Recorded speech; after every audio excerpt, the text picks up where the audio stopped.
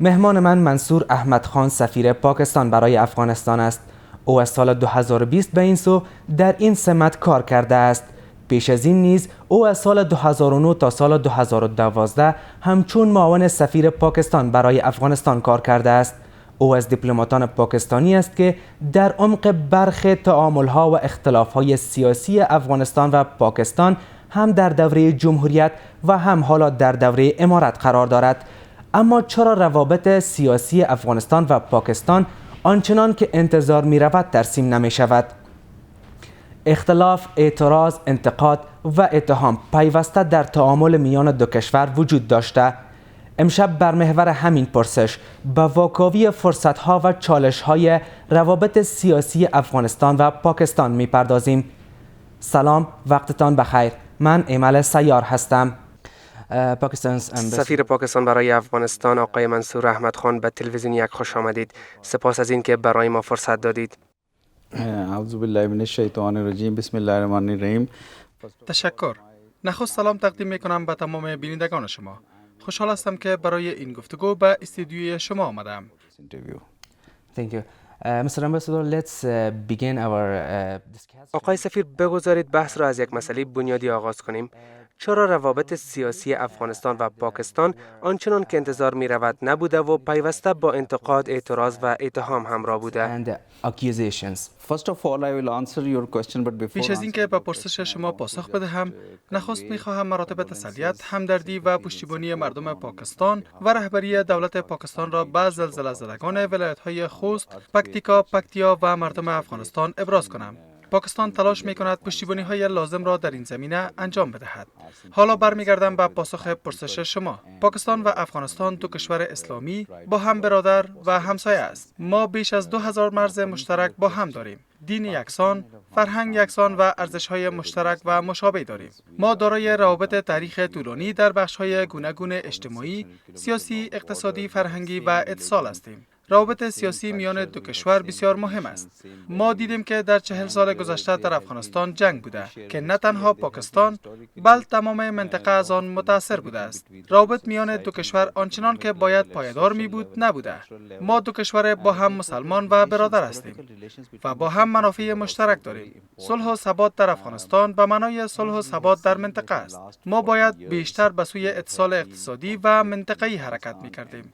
شهروندان افغانستان و پاکستان باید از این روابط بهره ببرند. بنابراین ما امیدواریم که موضوعهای سیاسی اگر وجود دارد که حتما همواره میان همسایه‌ها وجود داشته، باید به سوی اتصال اقتصادی و منطقه‌ای حرکت کنیم. activity and more contacts between the peoples of the two countries. In the past 2 decades, در 2 دهه پس این ده‌ها سفر صورت گرفت. 10 نشست برگزار شد، اما کجای تلاش‌ها اشتباه داشت که نتیجه ملموس در پی نداشت؟ چه باید میشد که نشد؟ to tangible results. پاکستان and افغانستان با وجود تمام چالش‌هایی که در 2 دهه گذشته و یا حتی در 4 دهه گذشته وجود داشته، با آن هم پاکستان و افغانستان با هم در تعامل بوده. کشورها و رهبران ما در حکومت‌های گذشته در افغانستان و پاکستان به تعامل با هم ادامه داده. پس از تغییراتی که آمد، ما به تعامل خود در سطح رهبری و اجتماعی ادامه دادیم. به خاطر که روابط میان افغانستان و پاکستان روابط مردم با مردم است و مردم دو کشور با هم نیاز دارند. جامعه ما به یکدیگر به دلیل فرهنگ، اقتصاد، تجارت و ترانزیت به هم نیاز دارد.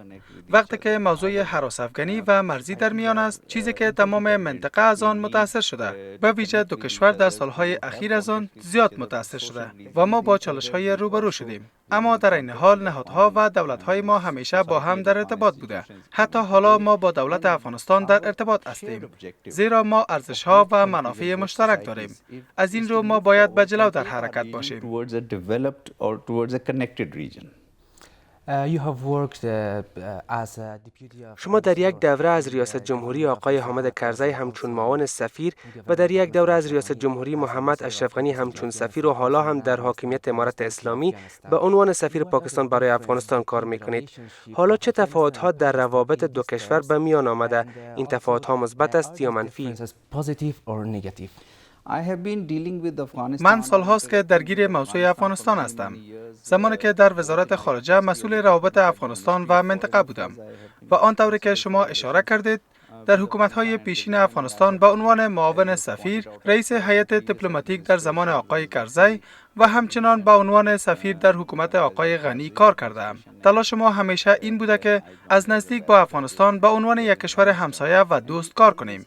یکی از تغییرات این است که در گذشته نیروهای ناتو و خارجی در افغانستان حضور داشتند، اما نیروهای امریکایی و ناتو در 31 اگست 2021 افغانستان را ترک کردند. در چند دهه گذشته فکر می‌کنم برای اولین بار است که در افغانستان هیچ نیروی خارجی وجود ندارد. باور ما این است که افغانستان یک کشور مستقل و آزاد است. از این رو ما فکر می‌کنیم که بهترین فرصت است که مردمان دو کشور و حکومت‌های دو کشور با یکدیگر برای صلح و ثبات در افغانستان و منطقه و اتصال اقتصادی و منطقه‌ای کار کنند. می‌خواهم بار دیگر روی این موضوع تاکید کنم که برای بیرون کردن منطقه از چالش‌ها و بحران‌ها ما باید مثل بخش‌های دیگر دنیا برای اتصال منطقه‌ای و اقتصادی کار کنیم. اگر به اتصال اقتصادی در کشورهای اروپایی و جنوب شرق آسیا ببینیم، مردم آنها از این گونه پالیسی سود می‌برند. تمرکز بیشتر پالیسی‌های ما باید اتصال منطقه‌ای باشد. فکر می‌کنم که بهترین فرصت برای ما این کار است، به خاطر که افغان‌ها 40 سال است از بی‌ثباتی رنج می‌برند. از این رو ما باید برای ثبات، توسعه و اتصال منطقه‌ای با هم کار کنیم. Prosperity through regional connectivity. Mr. Ambassador, in your country در کشور شما هم در رهبری حکومت تغییرهایی به وجود آمده. حالا فصل نو را چگونه ارزیابی می‌کنید؟ یا بهتر بپرسم، آیا تغییر در رهبری پاکستان سیاست این کشور را نیز تغییر داده است؟ strategy of Pakistan? Afghanistan is a very close neighbor. افغانستان یک همسایه بسیار نزدیک ما است. فکر می‌کنم یکی از نزدیکترین همسایه‌های ما افغانستان است. قسمی که گفتم ما بیش از 2000 کیلومتر مرز مشترک داریم. ما تاریخ مشترک، جغرافیای مشترک، دین و فرهنگ مشترک داریم. در عموم راهبرد و پالیسی ما در مورد افغانستان ثابت است. فرق نمی‌کند این حکومت باشد یا آن حکومت. تغییراتی که در بخش سیاسی در پاکستان آمد به هیچ وجه سیاست دوستانه ما در افغانستان را متاثر نمی‌کند. تغییراتی که در پاکستان آمد یک تغییر و یا روند سیاسی است که دلیل سیاسی داشت. تمرکز حکومت جدید پاکستان همکاری و هماهنگی بیشتر با افغانستان است. همین دیروز که در افغانستان زلزله شد، شهباز شریف نخست وزیر پاکستان با مردم و دولت افغانستان پیام تسلیت و همدردی داد. فکر می‌کنم که روابط افغانستان و پاکستان به این ربط ندارد که در پاکستان کدام حکومت است. برای مردم و حکومت پاکستان مهم این است که روابط خوب با افغانستان داشته باشد. This government, or it is important for people of Pakistan to have very friendly relations with Afghanistan. Pakistan was one of the first countries. پاکستان از نخستین کشورهایی است که دیپلمات‌های امارت اسلامی را پذیرفت. سفارت و کنسولگری افغانستان در این کشور با فعالیت آغاز کرد. چرا پاکستان تا کنون امارت اسلامی را به رسمیت نشناخته است؟ Recognizing the Islamic Emirate yet. When this political change happened in Afghanistan, پس از آنکه در 15 آگوست این تغییرات بسیار سریع در افغانستان اتفاق افتاد، سفارت پاکستان برای کمک به مردم و تسهیل ویزای رفت و آمد مردم میان دو کشور و همچنان در بخش ترانزیت، تجارت و کارهای قنسولی بسیار یک نقش عمده بازی کرد. از این رو سفارتخانه‌های افغانستان و پاکستان ایجاب می‌کرد که باید فعال باشند و باید به چالش‌های مردم دو کشور رسیدگی می‌کرد. از این رو پاکستان هم مانند سایر کشورهای منطقه به حکومت جدید و سرپرست افغانستان اجازه داد که کسانی را باید اعزام می‌کرد تا کارهای قنسولی را پیش ببرند و به چالش‌های شهروندان افغانستان در پاکستان رسیدگی کنند. در مورد موضوع به رسمیت شناختن که نگرانی‌های زیادی در مورد آن هم وجود دارد، باید بگویم که این یک موضوع جهانی است و پاکستان هم در همسویی و مشوره با کشورهای همسایه در این مورد عمل خواهد کرد.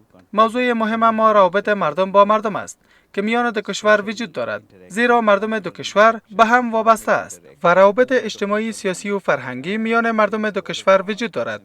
من میخواهم اطمینان بدهم تا زمانی که به لحاظ سیاسی در این زمینه تصمیم در زمان آن گرفته می شود، تمام این روابط با افغانستان ادامه پیدا می کند. cooperation with Afghanistan continues to grow while all these political issues will also be addressed in time. What are Pakistan's conditions? شرط‌های پاکستان برای به رسمیت شناختن امارت اسلامی چیست؟ آیا پاکستان در این قضیه مسیر جامعه جهانی را دنبال می‌کند؟ No, I think it is important that this change in Afghanistan has happened after بعد از 4 دهه جنگ و درگیری در افغانستان این تغییرات اتفاق افتاده و این یک موضوع مهم برای افغانستان، همسایه‌های افغانستان، کشورهای منطقه و جامعه جهانی است. برای حرکت به جلو و اطمینان از تامین صلح و ثبات در افغانستان، ساختار و نظام سیاسی باید به خواست مردم افغانستان باشد و به نیازهای مردم افغانستان باید توجه کند. این یک روند است که رهبری سیاسی افغانستان و حکومت موقت افغانستان باید به صورت پایدار با جامعه جهانی در تعامل باشد که از دید ما رهبری افغانستان تاکنون با جامعه جهانی و همسایه‌هایش تعامل خوب داشته و این یک نشانه مثبت است. این یک روند است که باید ادامه پیدا کند. باور ما این است که باید موضوعات به جای جنگ از راه تعامل و سیاسی حل شود. All the neighboring countries, region and international community wants that the things should move forward through a political process.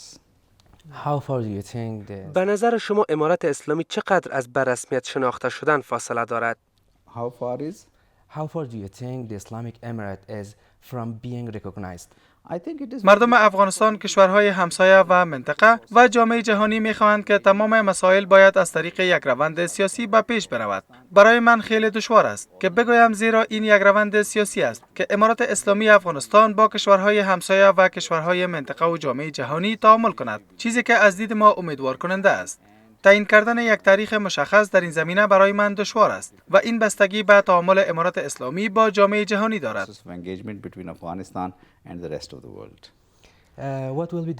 پیامدهای به رسمیت شناخته نشدن امارت اسلامی برای افغانستان و کشورهای منطقه چی خواهد بود؟ Well, I would say that Afghanistan is an independent country. افغانستان یک کشور مستقل و بزرگ با جمعیت 40 میلیونی است. وقتی یک کشور با چنین وضعیت روبرو می شود و زمانی که یک کشور با چنین جمعیت بزرگ به حاشیه برود، مردم از آن زیان خواهند دید. همین امروز افغانستان با تحریم‌های مالی و اقتصادی جهانی روبرو است. روابط عادی بازرگانی و اقتصادی افغانستان با جامعه جهانی وجود ندارد.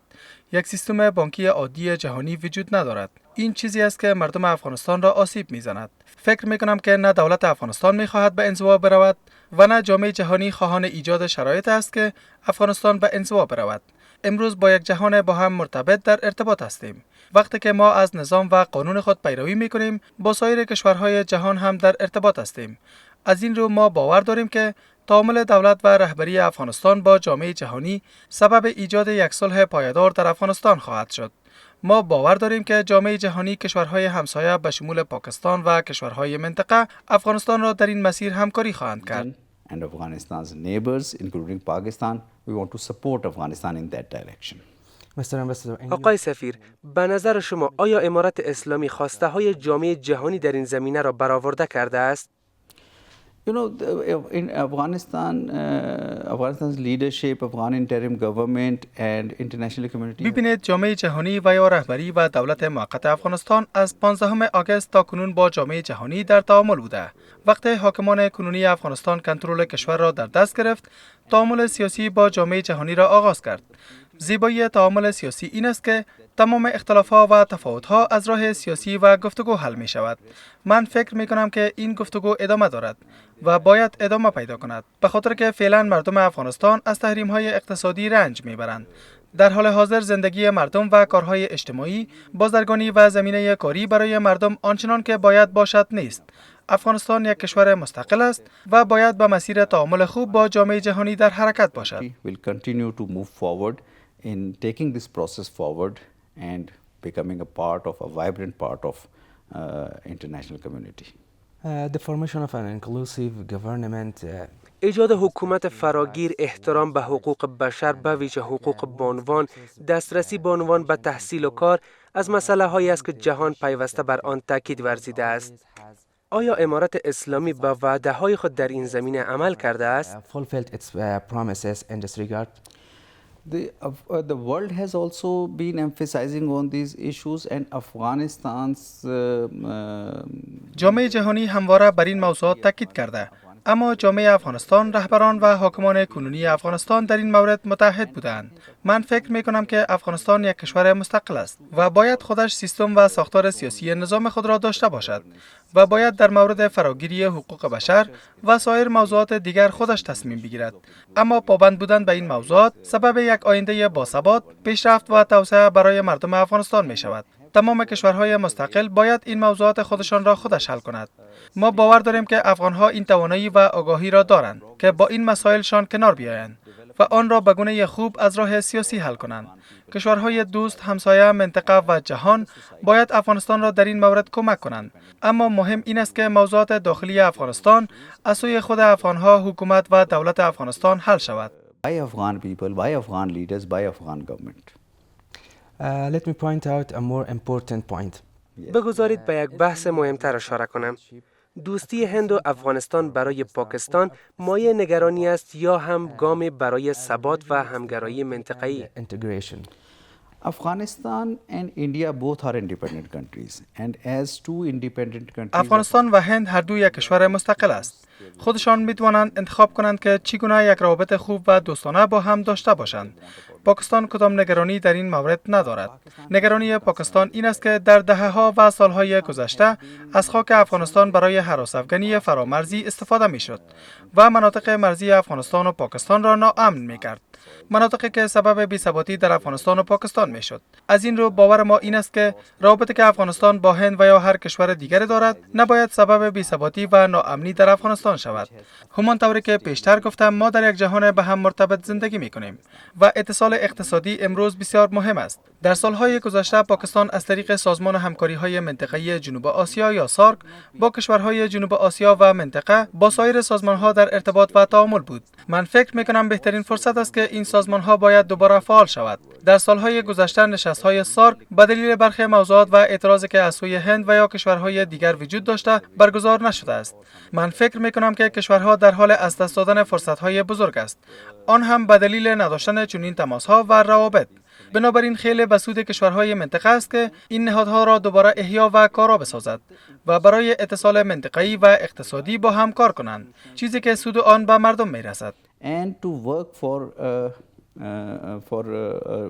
regional economic integration, which is beneficial for the people. این را گواه هستید که تحلیلگران افغانستان و حتی برخی تحلیلگران خارجی باور دارند که برخی چالش‌های افغانستان در سالهای پسین ریشه در تقابل منافع هند و پاکستان دارد. شما با این تحلیل چه اندازه موافق هستید؟ This is not true. Pakistan-Afghanistan relationship is independent of Pakistan's relationship with any other country. We have relations with. این درست نیست که روابط افغانستان و پاکستان متکی بر روابط پاکستان با یک کشور دیگر همسایه مثل ایران، چین، هند و یا قدرت‌های بزرگ مثل امریکا، روسیه و اتحادیه اروپا دارد. روابط افغانستان و پاکستان بر روابط نزدیک دو کشور بستگی دارد. من در بسیاری از کشورهای دیگر هم بودم.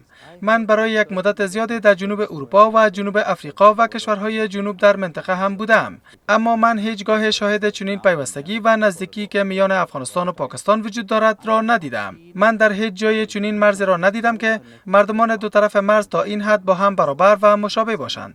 مردمانی که در دو طرف مرز با هم زندگی می‌کنند با دلایل گوناگون اجتماعی، اقتصادی، بازرگانی و فرهنگی به هم وابسته‌اند. ما باید از این پتانسیل به شکل درست آن استفاده کنیم. از این رو ما می‌توانیم از این همه نزدیکی با عنوان یک فرصت برای جلوگیری از عبور و مرور هراس افغانان فرامرزی و یا گروه‌هایی که به شکل غیر قانونی فعالیت می‌کنند استفاده کنیم. در عین حال ما می‌توانیم از این روابط برای تقویت رفت آمد قانونی، تجارت و ترانزیت و ترانسپورت استفاده کنیم. برای اتصال و نزدیکی بیشتر دو کشور و همچنان برای اتصال با سایر کشورهای منطقه و آسیای مرکزی استفاده کنیم. به نظر من روابط افغانستان و پاکستان با هم وابسته است و ما باید برای نزدیکی دو کشور بیشتر تلاش کنیم. برای اتصال خط ریل میان قندهار، کویته، پشاور و تورخم هیچ کس مانع انجام این کار ما شده نمیتواند. ما باید برای اتصال و نزدیکی هم کار کنیم. ما می توانیم از طریق مزار با تاشکند و ترکمنستان و ازبکستان و حتی با ایران روابط برقرار کنیم. افغانستان محور وصل کشورهای منطقه است. اگر ما از این ظرفیت استفاده نکنیم، مردم افغانستان و کشورهای منطقه را از بهره اقتصادی محروم کرده ایم. Afghanistan's people are being deprived of, or the region's people are being deprived of that economic prosperity they need.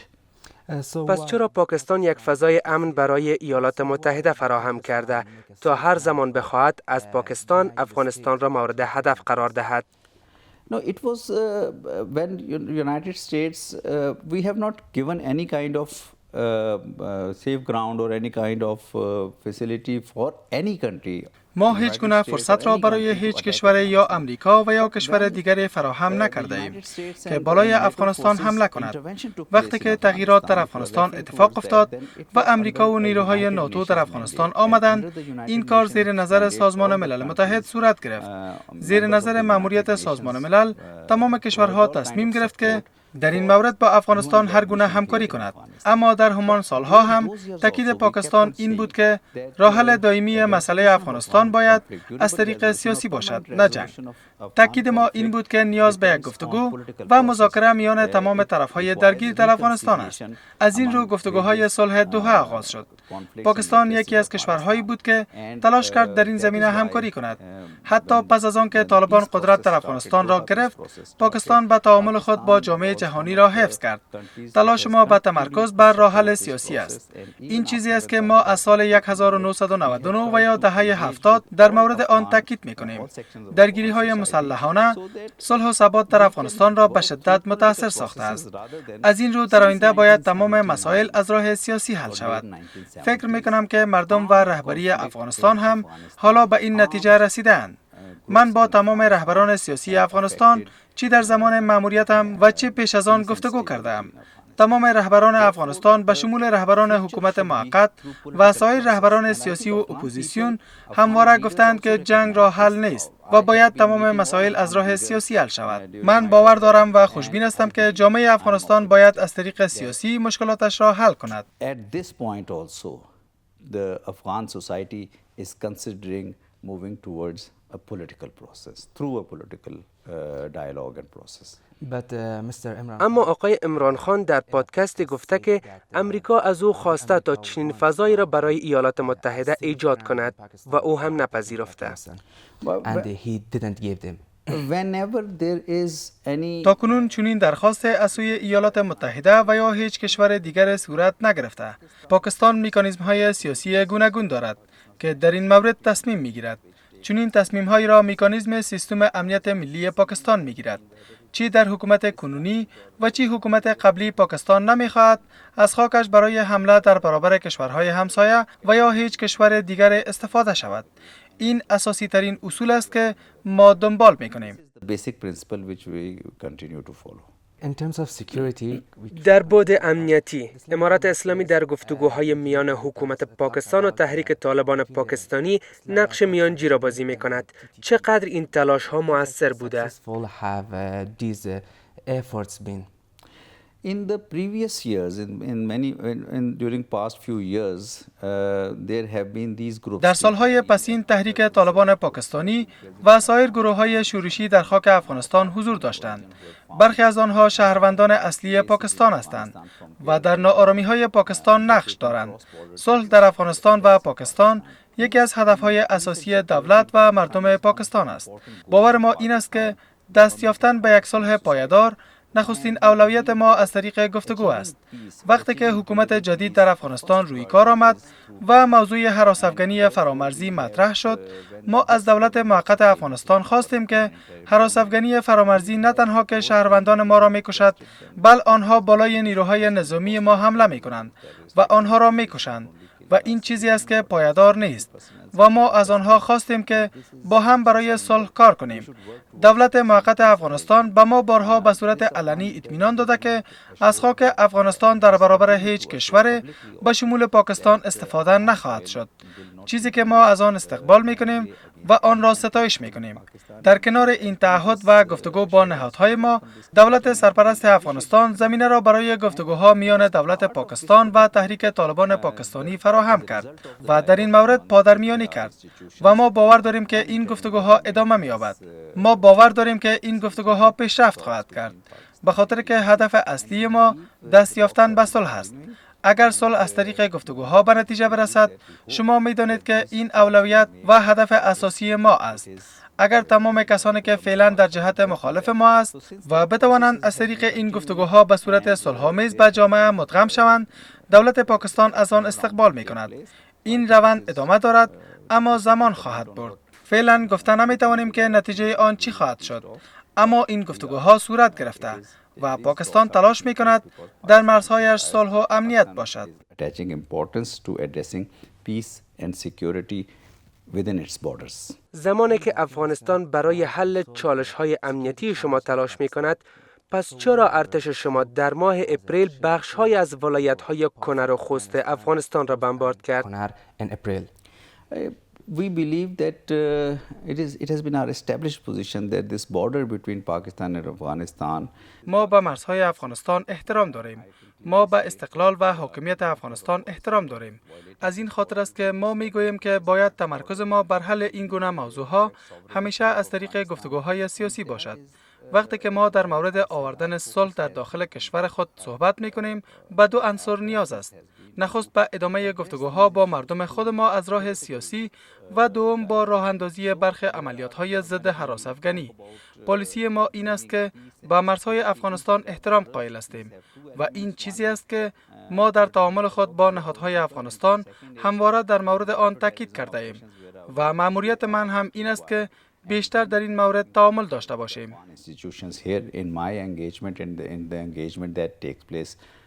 Among our institutions, between our institutions on a regular basis.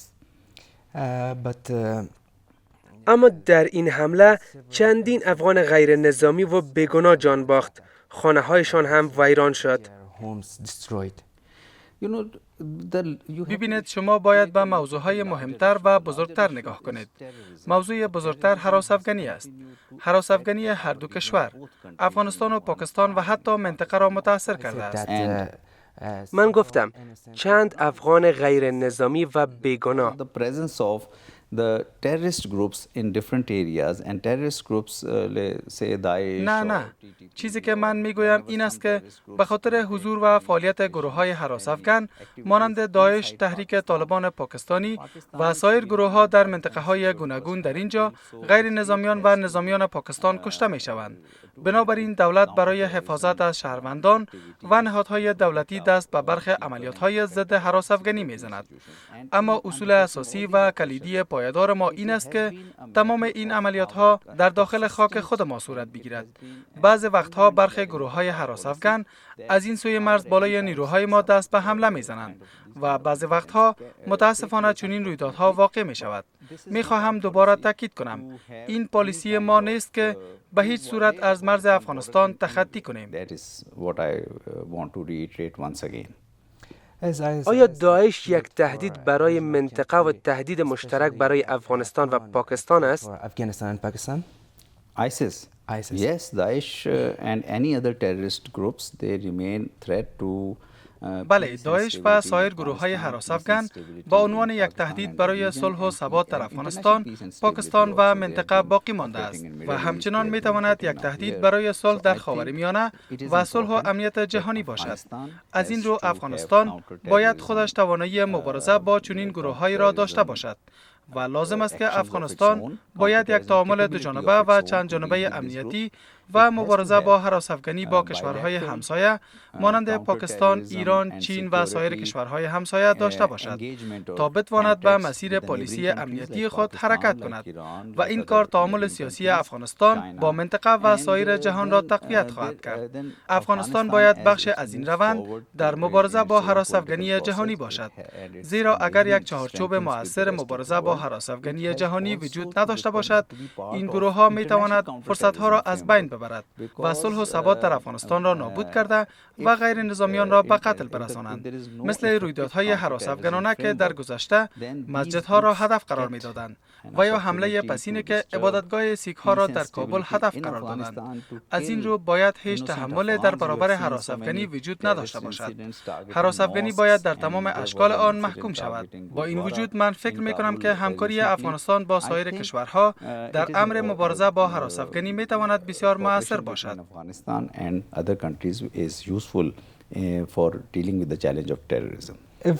اگر نیاز احساس کنید، آیا برای مبارزه با داعش امارت اسلامی را به رسمیت خواهید شناخت؟ As I told you, the recognition and other issues are part of a political process. So, همان طوری که گفتم موضوع به رسمیت شناختن یک روند سیاسی است. ما پیش از این هم تعامل سیاسی و اجتماعی با دولت موقت افغانستان داریم. ما روابط عادی و منظم با تمام نهادها و وزارتخانه‌های دولت موقت افغانستان داریم. این تعامل عملی یک نیاز است، زیرا 220 میلیون تن در پاکستان و 40 میلیون تن در افغانستان زندگی می کنند و تعامل عملی روزمره صورت می گیرد. بنابراین تعامل دو کشور در بخش‌های گوناگون امنیتی و مرزی ادامه دارد و فکر می کنم که این گونه تعامل‌ها باید بیشتر تقویت یابد و ادامه پیدا کند.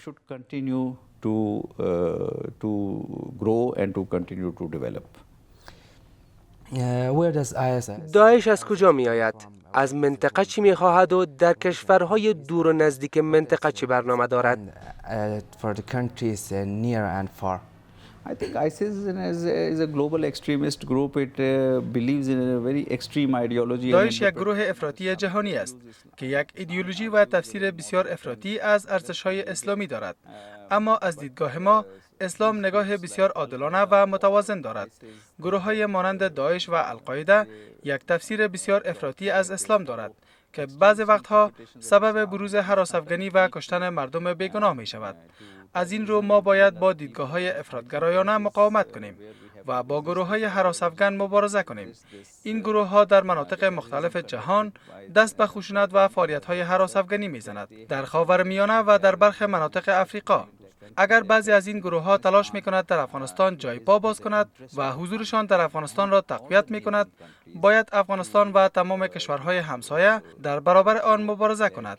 از این رو توانایی و نیروی مبارزه با هراس افغانی خود افغانستان باید تقویت شود تا بتواند با این گروه‌ها مقابله و مبارزه کند.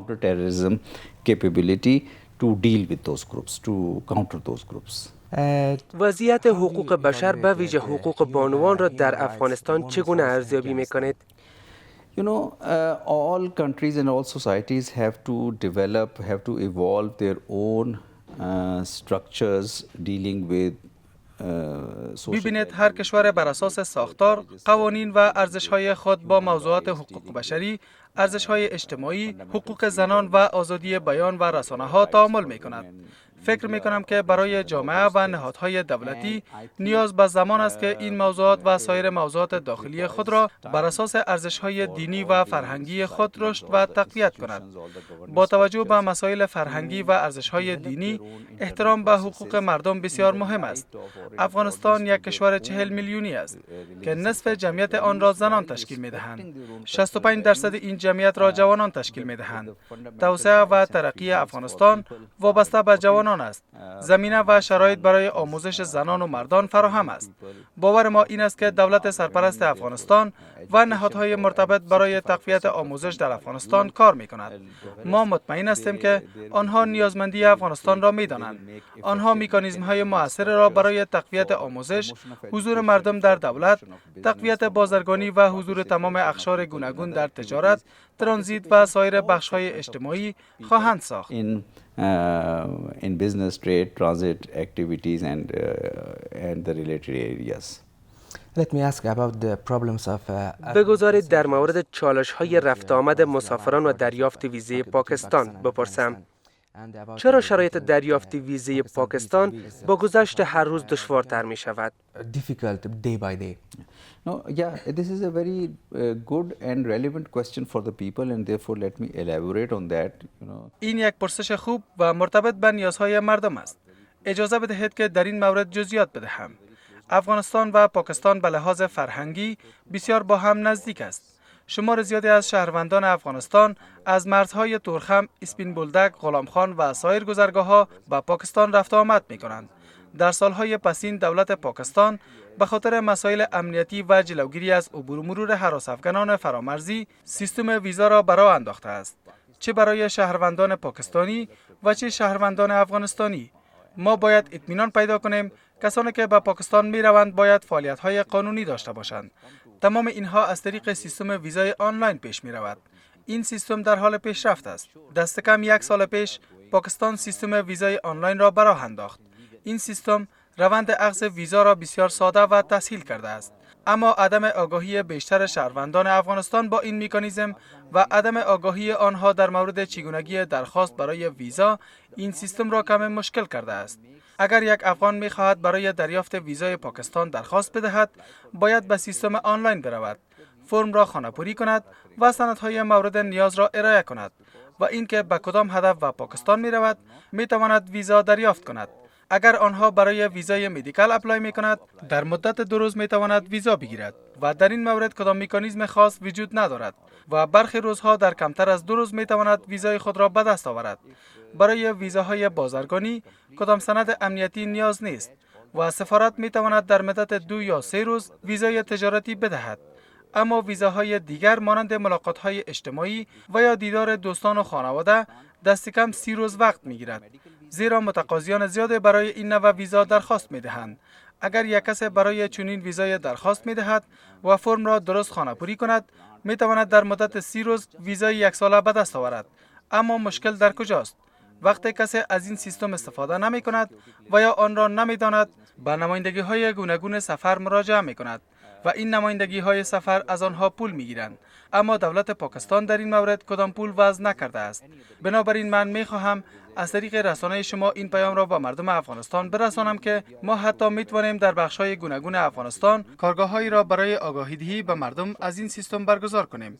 هیچ نیاز نیست که یک نفر برای درخواست ویزای پاکستان به نمایندگی‌های سفر برود. هر فرد می‌تواند خودش از موبایل، لپتاپ و کامپیوتر خود درخواست بدهد. Or herself from this mobile or from a laptop or from a computer. My eyewitness situation. بگذارید مستند برایتان بگویم. در ماه می به پاکستان رفتم به خاطر بیماری. فردی با من در بیمارستان حرف زد که برای یک ویزا $1050 امریکایی داده بود. این پول کجا می رود؟ به جیب چی کسی می رود؟ در حالی که بهای قانونی ویزا تنها $8 امریکایی است. Who will get the benefits of this money while the cost of visa application is just $8? Yes, the cost of visa application, you have rightly stated, is $8.18, which goes directly to Nadra. بله، هزینه درخواست ویزا فقط $8 است که آن هم به ندرت پرداخت می شود. این پول را کسانی می گیرند که این روند را به راه انداختند. این پول های غیر قانونی است.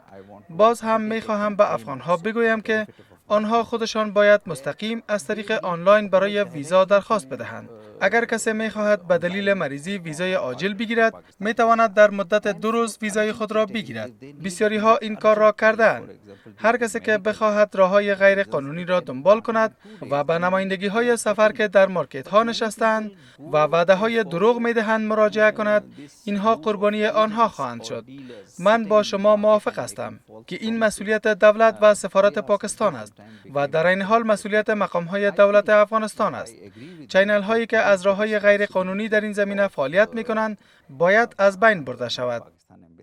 As well as the responsibility of local authorities here to ensure that these illegal channels working in the visa domain, they are rooted out.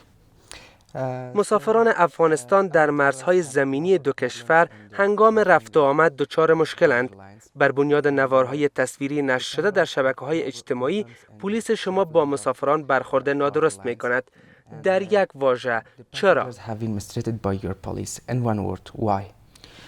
You know,